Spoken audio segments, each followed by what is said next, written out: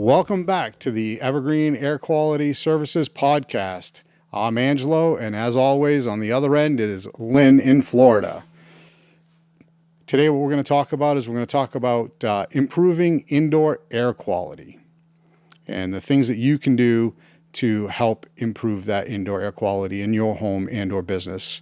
So the first thing that we're going to talk about today is ventilation and its importance in your home or business. The use of an air conditioner or the use of a dehumidifier can dramatically reduce the humidity levels inside of the home. Up here in the Northeast, we always recommend using dehumidifiers in the basement to keep that basement space nice and dry. And in the summertime, we'll encourage our clients to use either portable ACs or mini splits to help the home stay air conditioned. And mini split ACs already have a dehumidification built into them. In Florida, I know that it's all central AC. So there should be no reason that people aren't using those to keep the humidity levels in their home and or business down. The other part of that is using exhaust fans. Using exhaust fans in your bathroom. You go in, you take a shower, that bathroom door is closed, you've generated all that steam and moisture, and it just kind of sits in the bathroom.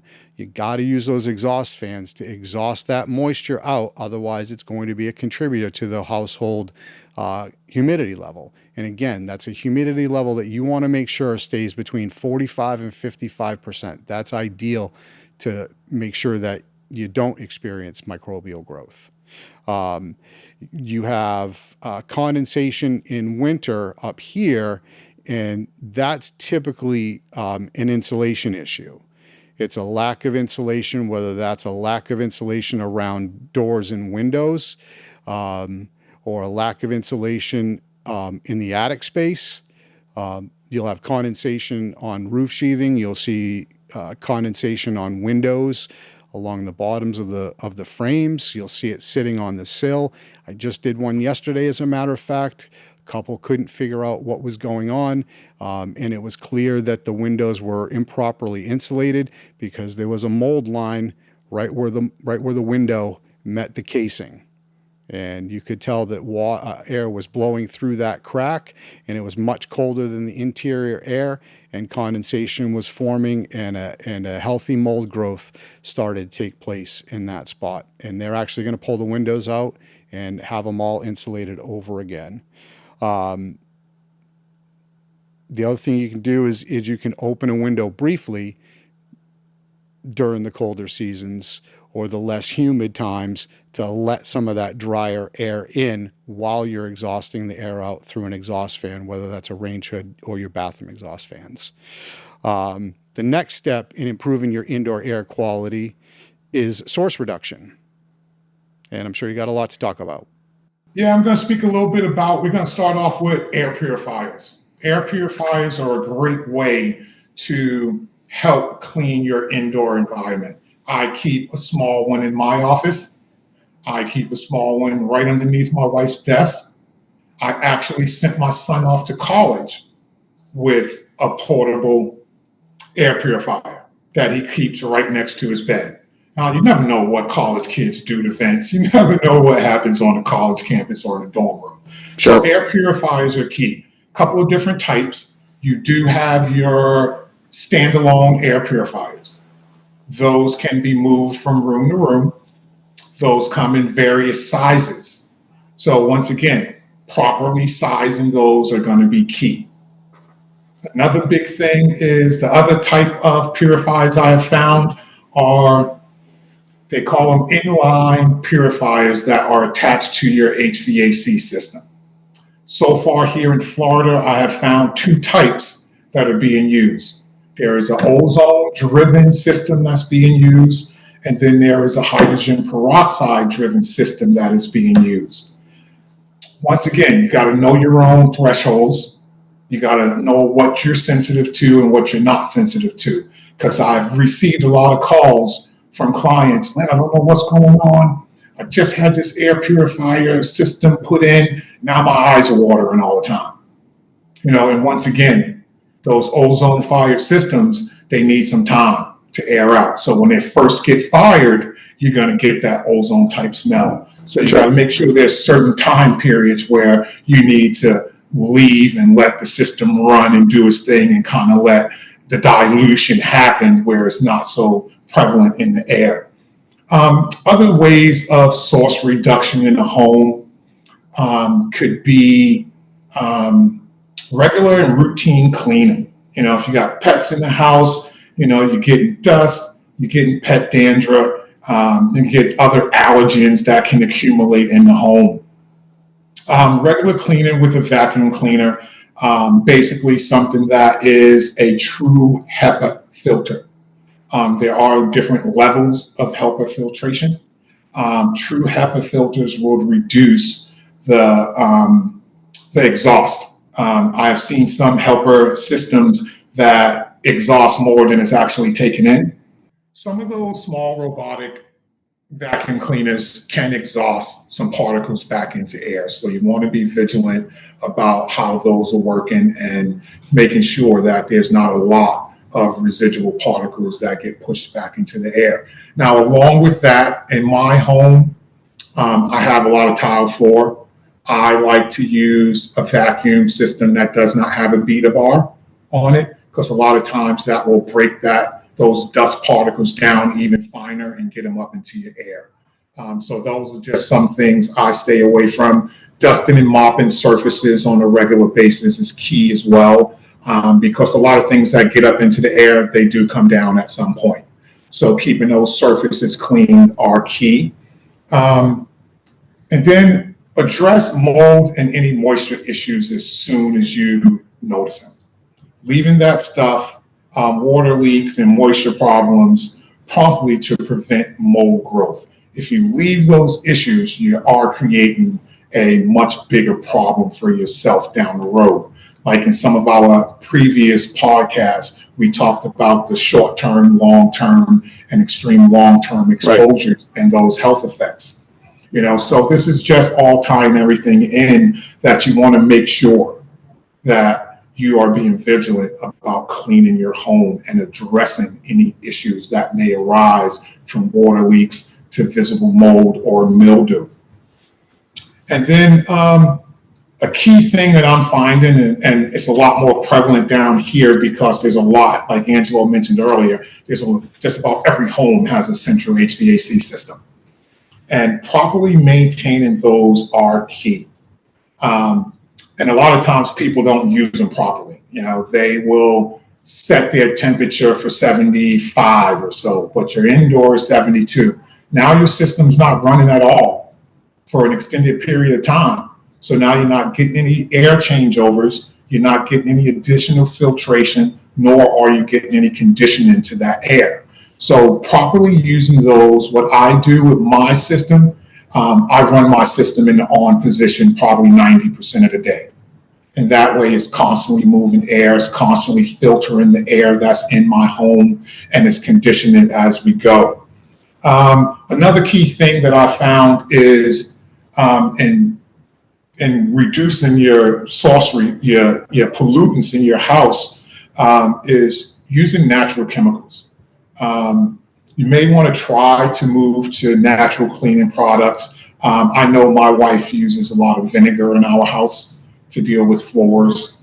And those are just ways, because what you want to do is keep from over polluting your house with chemicals that are off-gassing, with things that are off-gassing.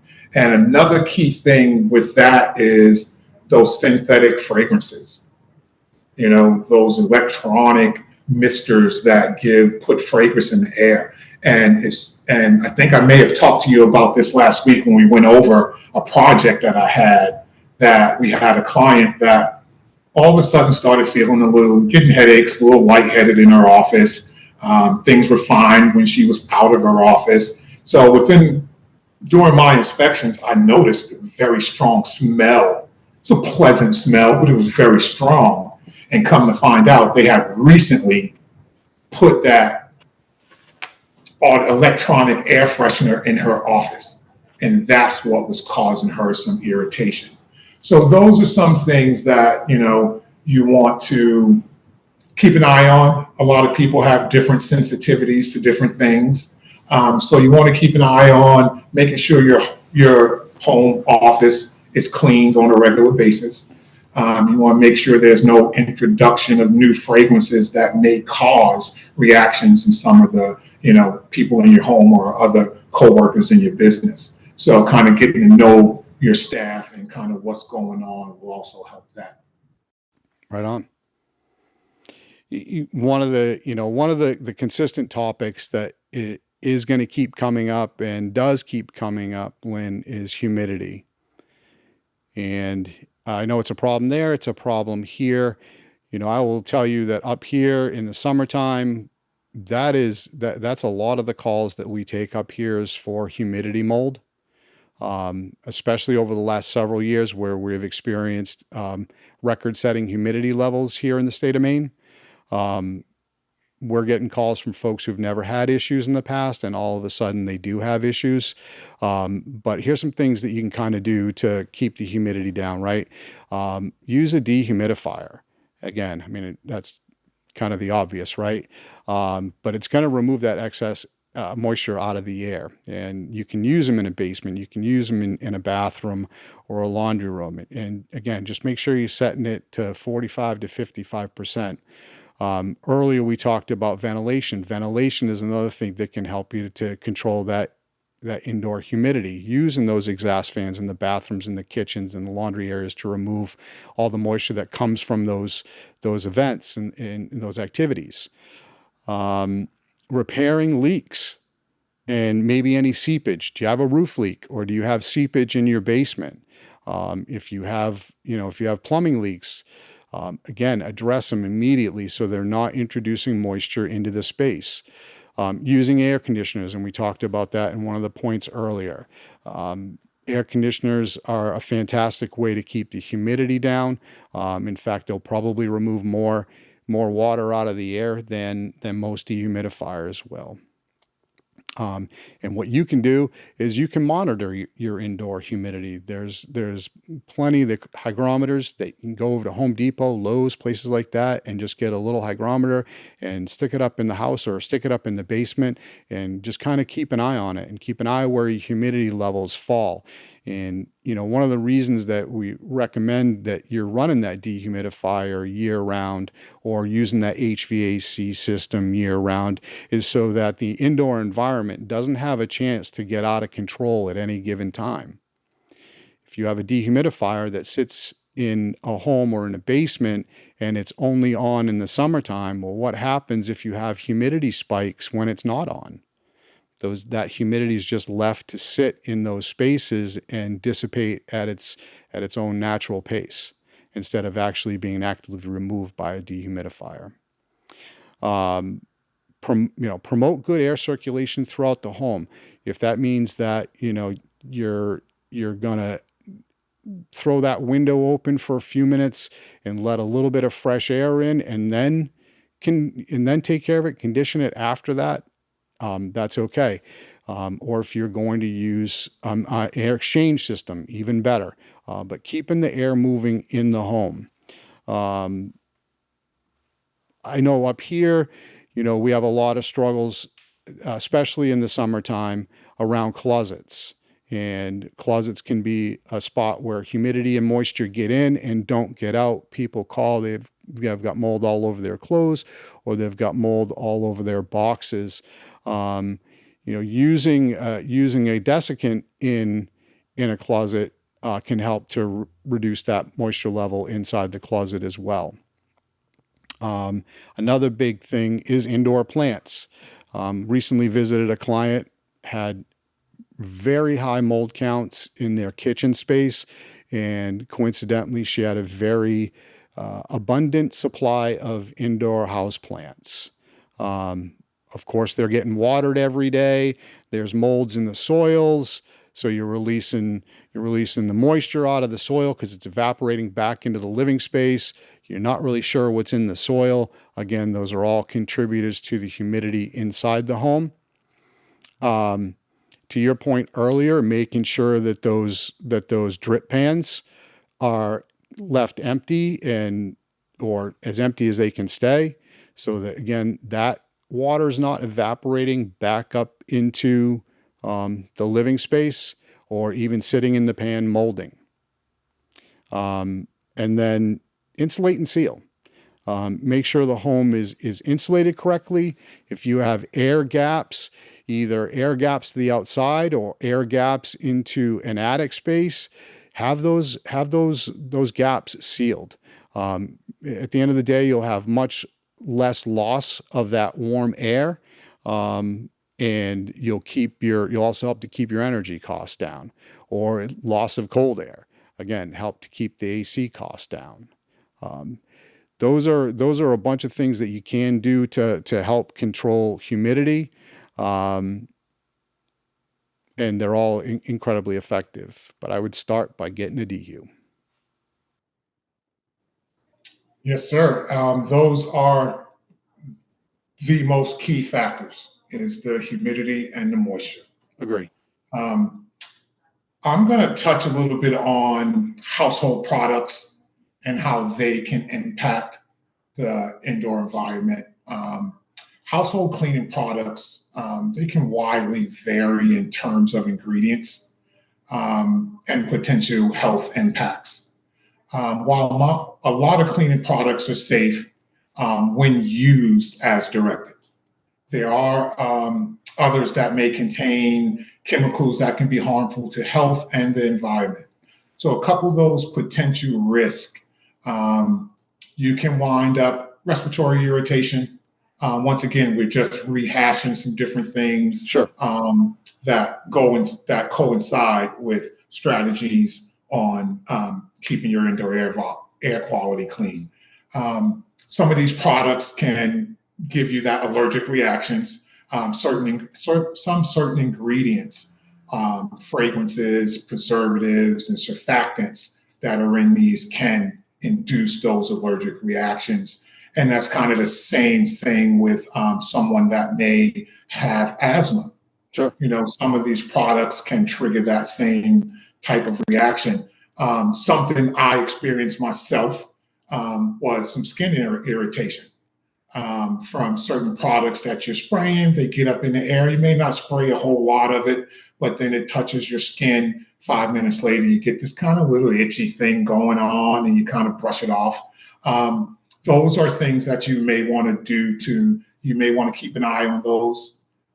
So make sure that a lot of the chemicals you are using, and you make sure more than anything that you're using them in the appropriate way. Yep. Then you get eye irritations. I can't preach enough when you're spraying anything that gets aerosolized. You may want to put some eye protection on. I try to keep my glasses on most of the time, especially when I'm at home and I'm doing some cleaning. May not put some goggles on, but I need to put something over just to protect your eyes. And then there's other environmental impacts from the products that you have. It's just not in the home. These things can, get outside basically by what's being flushed down the drain. Sure. And then released into the air at some point. A lot of those aerosols, they get, out into the air, and now you're creating outdoor pollutants. So to minimize the potential health risks associated with household cleaning products, consider some of these steps. Read labels and follow those instructions. I can't preach how much they put them there for a reason. Sure. And those dilution rates are there to help. So make sure we're reading those labels and carefully following the usage instructions. May want to choose cleaning products that are green, especially if you have someone in your home that has some type of compromise, asthma, allergens. You definitely want to try to use a greener product. Something I would recommend, especially here in Florida, I would recommend it, but at a very small dose. When there's any heavy cleaning going on in your home, let's open up a window. Let's get some outside air in. Let's try to dilute some of that chemicals and stuff that we have in the air. I mentioned not long, because here in Florida, you also could be bringing in a lot more humidity Sure. when you're having that window open. So now you're back to square one. So it's kind of a balancing act. They do make systems that you can add to your HVAC system. They're called fresh air makeups. And those will bring the air straight from outside, put it into your return box. So now it gets filtered, conditioned before it goes into your living space. Right. Briefly touched on it. Make sure you wear some type of protection, eye, glove protection. Bigger thing in the home, keep your cleaning products in a space where they can't be damaged in any way. And for me, when my boys were younger, it was keeping it away from my kids. Sure. Because they like to, if they get quiet for too long, they're probably doing something wrong somewhere. Right. But that will wrap up just some ideas on how cleaning products can affect your indoor air quality environment. Sure. And your outside environment and yourself. So you want to be vigilant in what products you're using and making sure they're being used the proper way. Yeah. I mean, I think we could sit here and talk about ways to improve indoor air quality for quite a while. I think we just kind of scratched the surface a bit on most of these topics in this podcast. I think there's certainly a whole lot more information that we'll provide later. Len, pro tip, we almost forgot. Pro tip of the day: a clean house is a healthy house. Routine cleaning is vital to indoor air quality. One thing I do want to touch on as a pro tip: we did mention those standalone units, dehumidifiers, air purifiers that can be moved around the home. Biggest pro tip I can give: when it comes time to change those filters, take them outside of your living space to change them. Do not change them in the room that you're using them in. Once you take that filter out, you pull it out, there's going to be some contact with it. Things can get released back into the air. So now you're cleaning the same thing over again. Right on. So what you want to do is make sure filters are taken outside to be removed. Pro tip, last piece to this pro tip: make sure you're using HEPA filtered products that are cleaning, filtering your air, that are used in some dehumidifiers. And there are differences. There are HEPA filters, and then there are true HEPA filters. What do they want? They want that true HEPA filter. You want that true HEPA filter. This will conclude the pro tip for today. All right. Well, thanks for the pro tip, Lynn. That'll wrap up episode 4 of the Evergreen Air Quality Services podcast. I thank everybody for watching. Come on back for episode 5. Breathe easy, my friends.